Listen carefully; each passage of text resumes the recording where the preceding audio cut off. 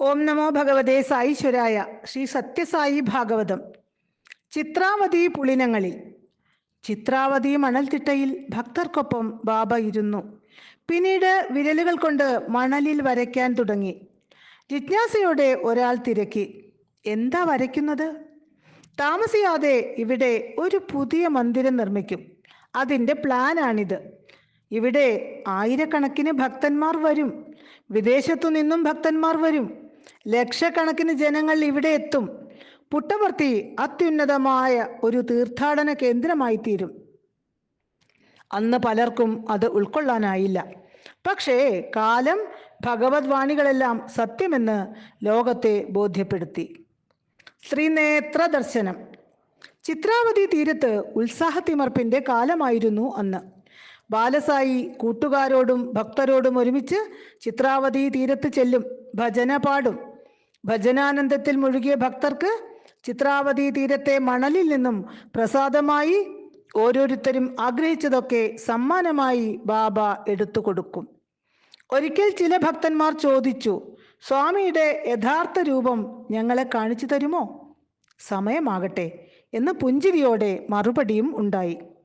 ഒരു സായാഹ്നം ചിത്രാവതി തീരത്ത് ഭക്തന്മാർക്കൊപ്പം ഇരുന്ന സായിയെ പെട്ടെന്ന് കാണാതായി. അവർ എല്ലായിടത്തും തിരഞ്ഞു. ബാബയെ കണ്ടില്ല. പരിഭ്രമമായി. നേരം ഇരുണ്ടു തുടങ്ങി. ഭഗവാനെ കാണാതെ എങ്ങനെ മടങ്ങും? ഇങ്ങനെ ഒരു അവസ്ഥയിൽ നിൽക്കുമ്പോൾ കുന്നിൻ മുകളിൽ നിന്ന് കൈകൊട്ടുന്ന ശബ്ദം കേട്ടു. അവർ നോക്കി. വെളിച്ചം മങ്ങിത്തുടങ്ങിയ കുന്നിൻ മുകളിൽ ആകാശ വെളിച്ചത്തിൽ അവർ സത്യസായി നിൽക്കുന്നത് കണ്ടു. നിങ്ങൾക്ക് സൂര്യനെ കാണണമോ? ചോദ്യമുയർന്നു. വേണമെന്ന് അവർ പറഞ്ഞു. അടുത്ത നിമിഷം സൂര്യാസ്തമയം കഴിഞ്ഞ ആ വേളയിൽ കുന്നിൻ മുകളിൽ കത്തിജ്വലിക്കുന്ന സൂര്യപ്രകാശം, അത് തീവ്രവും തീക്ഷ്ണവുമായിരുന്നു. തങ്ങൾ സൂര്യനാരായണന്റെ തേജസ്സിൽ ദഹിച്ചു പോകുമെന്ന് പോലും ഭക്തജനങ്ങൾക്ക് തോന്നി. അവർ വിളിച്ചുകൂവി, സ്വാമി, ഭയങ്കര ചൂട്, ശരീരം ചുട്ടുപൊള്ളുന്നു, രക്ഷിക്കണേ. നീണ്ട നിശബ്ദത. പിന്നീട് ഭഗവാന്റെ ശബ്ദമുയർന്നു, എങ്കിൽ ചന്ദ്രദർശനമാകട്ടെ. അതോടെ സൂര്യശോഭ കുറഞ്ഞു. തൽസ്ഥാനത്ത് ഒളിയേറിയ ചന്ദ്രകിരണങ്ങൾ. അതോടെ ശീതളിമയായി. ക്രമേണ തണുപ്പ് കൂടിക്കൊണ്ടിരുന്നു. ഭക്തജനങ്ങൾ വിറയ്ക്കാൻ തുടങ്ങി. സമയം കടന്നു പോകുന്തോറും തണുപ്പ് അസഹ്യമായി. അവർ കേണു, സ്വാമി, ഭയങ്കര തണുപ്പ്, ഞങ്ങൾ മരവിച്ചു പോകും. എങ്കിൽ നിങ്ങൾക്ക് ത്രിനേത്ര ദർശനം നൽകാം. വീണ്ടും ഭഗവത് വാണി ഉയർന്നു. ആ നിമിഷം ആകാശച്ചെരുവിൽ ബാബയുടെ ശിരസ് മാത്രമായി കാണപ്പെട്ടു. നഭോമണ്ഡലം നിറഞ്ഞു നിൽക്കുന്ന മന്ദഹാസം സ്ഫുരിക്കുന്ന മുഖകമലം. അതിനെ ചുറ്റി കനത്ത മുടിക്കിരീടം. തിരുനെറ്റിയിൽ ഒരു നേത്രമുള്ളതുപോലെ ഭക്തജനങ്ങൾ കണ്ടു. പുരികങ്ങൾക്കിടയിലുള്ള ആ നേത്രം മെല്ലെ തുറന്നു. അതിൽ നിന്നും അഗ്നിജ്വാലകൾ ഉയരാൻ തുടങ്ങി. ഏതാനും നിമിഷം കഴിഞ്ഞപ്പോൾ തീനാമ്പുകൾ പുറത്തേക്ക് തെറിച്ചു വന്നുകൊണ്ടിരുന്നു. ആ അഗ്നിജ്വാലയിൽ സായി ചുട്ടെരിഞ്ഞു പോകുമെന്ന് അവർ ഭയപ്പെട്ടു. തീക്ഷ്ണമായ ജ്വാലകൾ ലോകത്തെ നക്കിത്തുടയ്ക്കുമെന്നും തോന്നി. ചിലർ ആ കാഴ്ച കണ്ട് ബോധരഹിതരായി. കുട്ടികൾ ഉറക്കെ കരയാൻ തുടങ്ങി. ചിലർ വിറപൂണ്ട് തല താഴ്ത്തി നദീതീരത്ത് കുത്തിയിരുന്നു. പൊടുന്നനെ ആ ദൃശ്യം മറഞ്ഞു. ഇപ്പോൾ സ്വാമി അവർക്കൊപ്പം. അവിടുന്ന് തിരക്കി, എന്തു പറ്റി? എന്താ എല്ലാവരും ഇങ്ങനെ ഇരിക്കുന്നത്? പിന്നീട് തൃക്കരം ചുഴറ്റി വിഭൂതി സൃഷ്ടിച്ച് സുഹൃതികളായ ആ ഭക്തന്മാരുടെ നെറ്റിയിൽ ഭഗവാൻ തന്നെ തൊട്ടുകൊടുത്തു. ബാബ മന്ദിരത്തിലേക്ക് നടന്നു. പുറകെ മൗനമായി ഭക്തജനങ്ങളും. അന്ന് അവരോട് ബാലസായി അരുളി, നിങ്ങൾ എൻ്റെ യഥാർത്ഥ രൂപം കാണണമെന്ന് പ്രാർത്ഥിച്ചു. എത്രയോ ജന്മങ്ങളായിട്ടുള്ള നിങ്ങളുടെ പ്രാർത്ഥനയാണിത്. അതിനാലാണ് ഈ ദർശനമൊക്കെ ഞാൻ സമ്മാനിച്ചത്. എൻ്റെ മഹിമയുടെ തേജസ്സിൻ്റെ 1000-ൽ 1 അംശം പോലും ഞാൻ വെളിപ്പെടുത്തിയിട്ടില്ല. ഇപ്പോഴും ഇതുപോലും കാണാൻ നിങ്ങൾക്ക് ശേഷിയില്ല. അതിനാൽ എന്നെ അറിയാനും അളക്കാനും ശ്രമിച്ച് കാലം പാഴാക്കാതെ എന്നെ അനുഗമിക്കാനും അനുസരിക്കാനും അനുഭവിക്കാനും ശ്രമിക്കൂ. ദിവസങ്ങളോളം ആ ദർശനത്തിൻ്റെ ദിവ്യാനുഭൂതി അവരിൽ നിറഞ്ഞു നിന്നു. ദിഗംബരസ്വാമി. സ്വാമിക്ക് 15 വയസ്സായ സമയം 1941. ബുക്കപട്ടണത്തിൽ ഒരു വൃദ്ധനായ സന്യാസി എത്തി. സന്യാസിക്ക് 2 കാലുമില്ല, വസ്ത്രം ധരിക്കില്ല, സദാ മൗനത്തിലും. ജനം അദ്ദേഹത്തെ മഹാതപസ്വിയായി കരുതി. ആ ദിഗംബരസ്വാമിയും സത്യസായിയും തമ്മിലുള്ള സമാഗമം എങ്ങനെയായിരിക്കുമെന്നറിയാൻ എല്ലാവർക്കും വലിയ താല്പര്യമുണ്ടായിരുന്നു. നഗ്നസന്യാസിയെ ഭക്തന്മാർ ചുമന്നു കൊണ്ടുവന്ന് കർണം സുബ്ബമ്മയുടെ വീടിൻ്റെ മുന്നിലെത്തിച്ചു. സത്യസായി പുറത്തേക്ക് വന്ന് നഗ്നസന്യാസിയുടെ ദേഹത്തേക്ക് ഒരു തുണി ഇട്ടു. എന്നിട്ട് പറഞ്ഞു, സമൂഹവുമായുള്ള ബന്ധം വിച്ഛേദിച്ചതിൻ്റെ ലക്ഷണമാണല്ലോ ഈ നഗ്നത. അങ്ങനെയെങ്കിൽ എന്തിന് സമൂഹത്തിൽ ജീവിക്കണം? കാട്ടിൽ ഏതെങ്കിലും ഗുഹയിൽ വസിക്കരുതോ?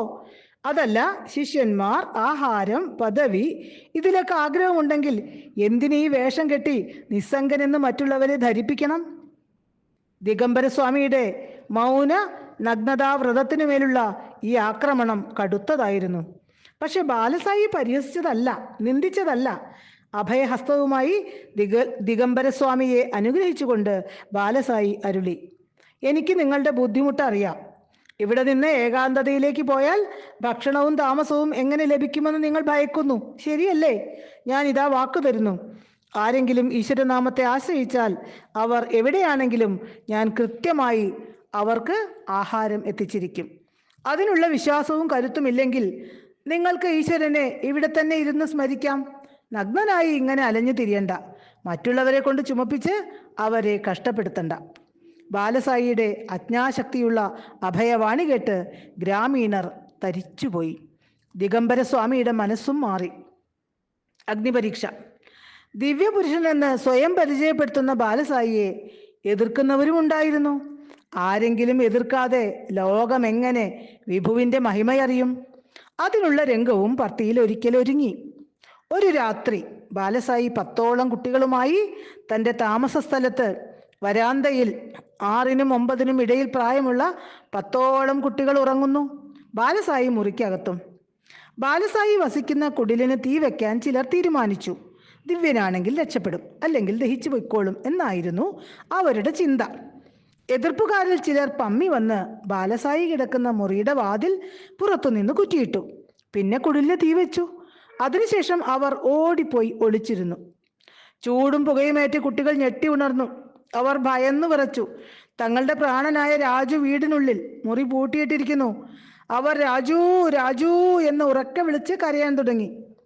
പുല്ലുമേഞ്ഞ മേൽക്കൂരയിൽ തീ ആളിപ്പടർന്നു. ബാലസായി തെല്ലും പരിഭ്രമമില്ലാതെ ജനലിനരികിൽ വന്ന് അരുളി, ധർമ്മോ ഏവ ഹതോ ഹന്തി ധർമ്മോ രക്ഷതി രക്ഷിത. ധർമ്മത്തെ ഹനിക്കുന്നവൻ ധർമ്മത്താൽ ഹനിക്കപ്പെടും. ധർമ്മത്തെ രക്ഷിക്കുന്നവനെ ധർമ്മം രക്ഷിക്കും. ധൈര്യമായിരിക്കൂ, നാം സത്യത്തെ മുറുകെ പിടിച്ചിരിക്കുന്നു. സത്യം നമ്മളെ സംരക്ഷിച്ചുകൊള്ളും.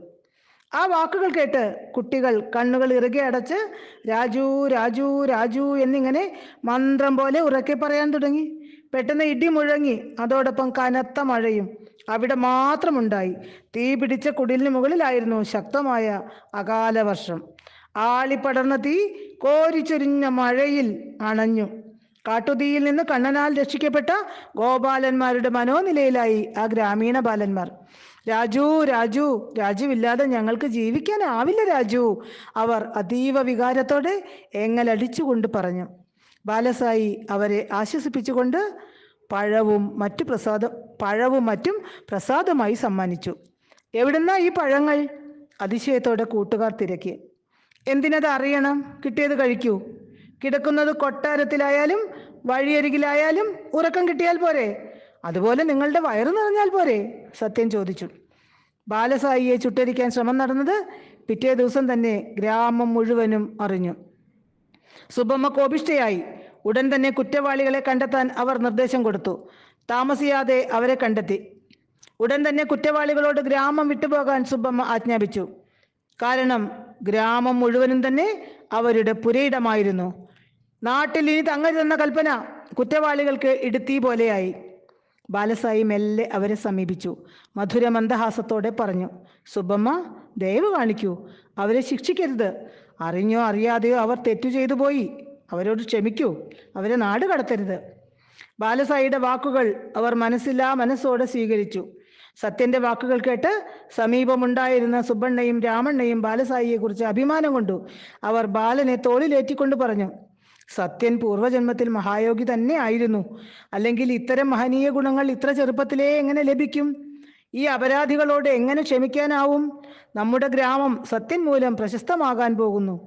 ഇത് കേട്ട് സുബ്ബമ്മ പറഞ്ഞു, സത്യനെ കുട്ടിയെന്ന് കരുതല്ലേ. ഇടിമിന്നൽ പോലെ അതിശക്തനാണ് സത്യൻ. ഈ കുട്ടിയുടെ പ്രകൃതം എങ്ങനെ നമുക്കറിയാൻ കഴിയും? ഈ സംഭവത്തിന് ശേഷം സുബ്ബമ്മ കൂടുതൽ കരുതൽ നടപടികൾ സ്വീകരിച്ചു. ബാലസായിയെ തൻ്റെ വീട്ടിൽ താമസിപ്പിക്കാൻ തുടങ്ങി. രാജു അവിടെയുണ്ടോ, രാജു ഇവിടെയുണ്ടോ എന്നിങ്ങനെ യശോദ കണ്ണനെ തിരക്കി നടക്കും പോലെ സുബ്ബമ്മ സദാ സത്യനെ തിരയും. സത്യൻ സുരക്ഷിതനായി കിടന്നു എന്ന് ഉറപ്പുവരുത്തിയിട്ടേ സുബ്ബമ്മ തലചായ്ക്കാറുള്ളൂ. സത്യനെ ഗ്രാമത്തിലെ ദുർജനങ്ങളിൽ നിന്ന് സംരക്ഷിക്കാനുള്ള കവചം പോലെ അവർ നിലകൊണ്ടു. മാത്രമല്ല, കാവലിനായി 2 പേരെ ചുമതലപ്പെടുത്തുകയും ചെയ്തു. 60 വയസ്സായിരുന്നു അപ്പോൾ ആ പുണ്യവതിക്ക്. വരുണൻ തൃപ്പാദ സ്പർശനത്തിനായി. പഴയ മന്ദിരത്തിൽ സ്വാമി തങ്ങുന്ന കാലം മഴക്കാലമാണ്. പൊടുന്നനെ കനത്ത മഴ പെയ്തു. നിമിഷങ്ങൾക്കകം ചിത്രാവതി നദി കരകവിഞ്ഞൊഴുകി. ആ ഒഴുക്ക് പഴയ മന്ദിരത്തിലേക്കും കുതിച്ചു പാഞ്ഞു. വഴിയരികിലെ ക്ഷേത്രങ്ങളും ഭക്തഗൃഹങ്ങളിൽ പലതും ജലത്തിലാണ്ടു. ബാലസായി മന്ദിരത്തിന് പുറത്തിറങ്ങി. നെറ്റി ചൊളിഞ്ഞു, പുരികക്കൊടി വളഞ്ഞു. പാഞ്ഞു വരുന്ന ജലത്തിൽ ഇറങ്ങി നിന്നു, വരുണദേവന് ഒരു പാദ നമസ്കാരം അനുവദിച്ചുകൊണ്ട്. പിന്നീട് വിരൽ ചൂണ്ടി പറഞ്ഞു, മതി മതി, ഇനി മുന്നോട്ട് വേണ്ട, മടങ്ങൂ. അനുസരണയുള്ള കുട്ടിയെപ്പോലെ തൃപ്പാദ സ്പർശനത്തിന് ശേഷം ചിത്രാവതി മടങ്ങി. അതിരുകൾ ലംഘിക്കാതെ വീണ്ടും യാത്ര പുനരാരംഭിച്ചു. ദ്വാപരയുഗത്തിൽ വസുദേവർ ഉണ്ണിക്കണ്ണനെയും ശിരസിലേറ്റി യമുന കടക്കുമ്പോൾ ഇതേ വിധം ഒരു തിരതള്ളൽ ഉണ്ടായി. യമുന അവരെ വിഴുങ്ങും എന്നുവരെ തോന്നിയ നിമിഷങ്ങൾ. പക്ഷേ ഉണ്ണിക്കണ്ണന്റെ തൃപ്പാദ സ്പർശനത്തിനുള്ള യമുനയുടെ പിടച്ചിലായിരുന്നു അത്. ഉയർന്നു പൊങ്ങിയ യമുനയുടെ തിരമാല കരങ്ങൾക്ക്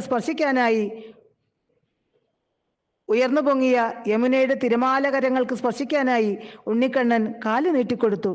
ആ തൃപ്പാദ സ്പർശനത്തോടെ യമുന അടങ്ങുകയും ചെയ്തു. അതിൻ്റെ മറ്റൊരു നേർക്കാഴ്ചയായിരുന്നു പർത്തിയിൽ അന്ന് അരങ്ങേറിയത്.